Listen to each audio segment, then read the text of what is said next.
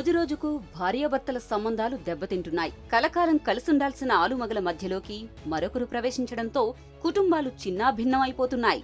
క్షణిక సుఖం కోసం అడ్డదారులు తొక్కడంతో సంసార జీవితాలు అతలాకుతలమైపోతున్నాయి. తాజాగా శ్రీకాకుళం జిల్లాలో వరుసగా 2 ఘటనలు జరగడంతో జిల్లా మొత్తం ఉలిక్కిపడిందే.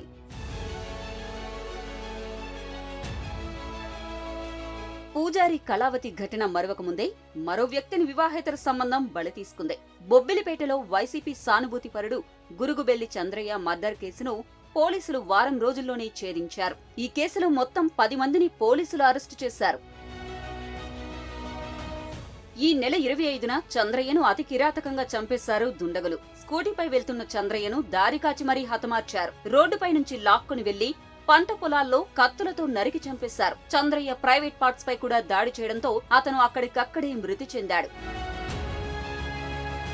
ఘటనా స్థలానికి చేరుకున్న పోలీసులు హత్య జరిగిన తీరును క్షుణ్ణంగా పరిశీలించారు. చంద్రయ్య కాస్త బలంగా ఉండడంతో అతన్ని హత్య చేయడం 2-3 వల్ల కాదని, ఖచ్చితంగా ఇందులో చాలా మంది పాల్గొన్నారని పోలీసులు అప్పుడే అనుమానించారు.